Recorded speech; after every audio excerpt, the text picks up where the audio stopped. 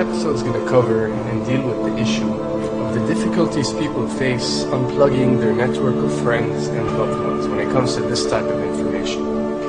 I get emails all the time from viewers and subscribers complaining that they find a high level of difficulty in communicating this type of information and this type of what people call conspiracy to their network of friends. They tell me how people reject this information, people fight it, people laugh at you, people call you crazy, call you names. And this is very common when it comes to this type of thinking and this type of knowledge, and I faced it.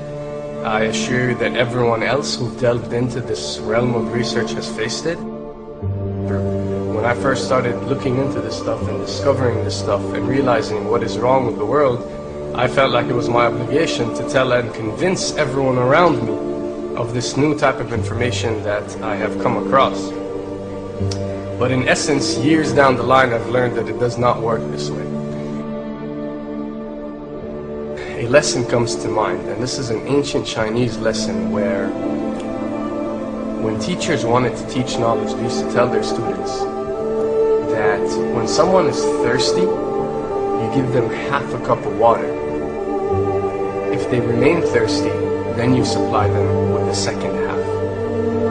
This means that first, when someone needs to acquire knowledge, he first has to be thirsty for it. And only after his thirst has been communicated to you, you supply them with half a cup of water.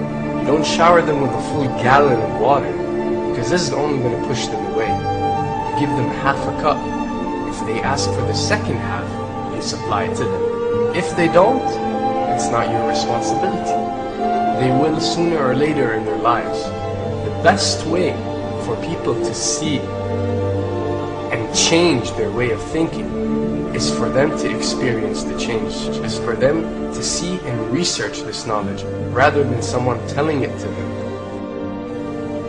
So if you do care about someone, or if you do want to share this information, you got to be very subtle. You got to do it in a smart way, and you got to bring the person in. Ask them questions instead of supplying the answers.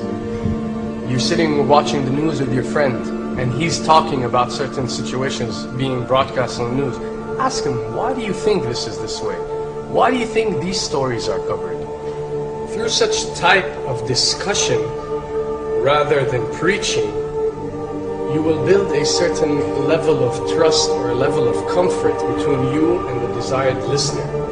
And this can help you now to take it to the next step, which is to facilitate ways for him or her to achieve or receive the knowledge that you find valuable. Then the ones who are ready to see and the ones who are ready to be unplugged will do so.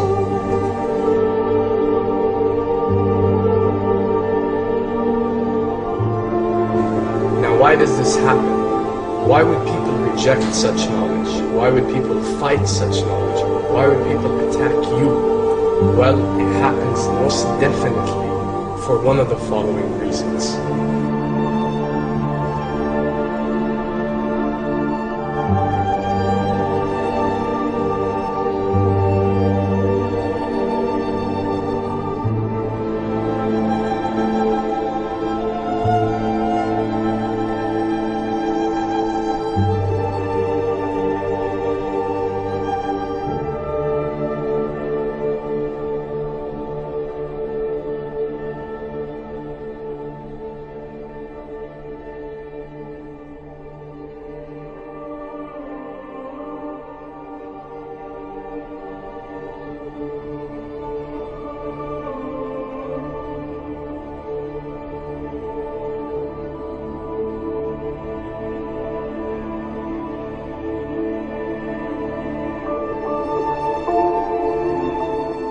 Have to understand, most of these people are not ready to be unplugged.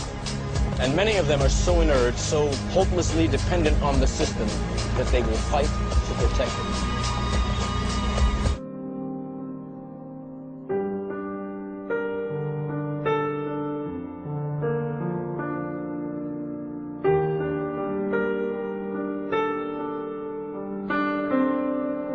The greatest hypnotist on planet Earth is a oblong box in the corner of the room. It is constantly telling us what to believe is real.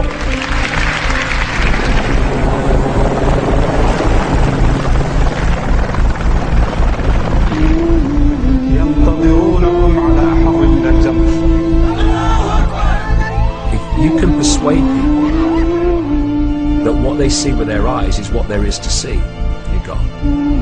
Because they'll laugh in the face of an explanation that portrays the bigger picture of what's happening. And they have. Fox noise today actually suggests the fires may have been started by Al-Qaeda. An FBI memo from late in June of this year is popping up this morning, and it's ominous.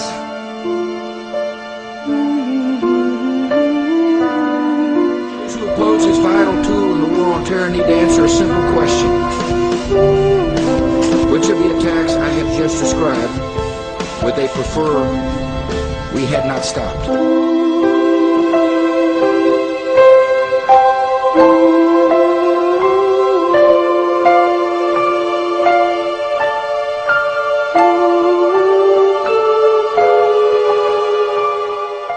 You people and 62 million other Americans are listening to me right now because less than 3% of you people read books.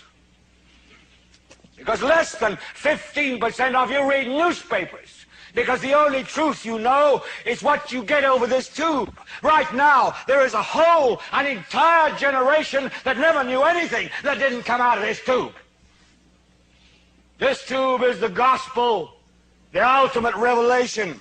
This tube can make or break presidents, popes, prime ministers. This tube is the most awesome goddamn force in the whole godless world. And woe is us if it ever falls into the hands of the wrong people.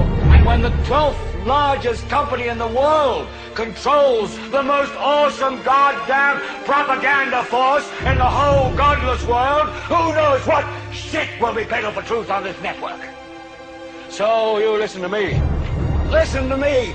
Television is not the truth. Television is a goddamn amusement park.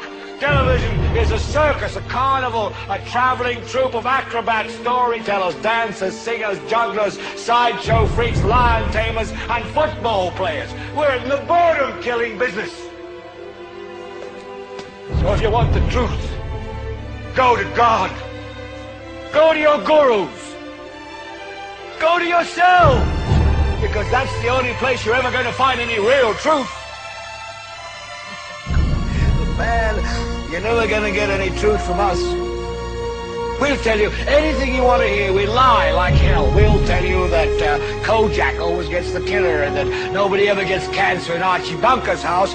And no matter how much trouble the hero is in, don't worry, just look at your watch. At the end of the hour, he's going to win. We'll tell you any shit you want to hear.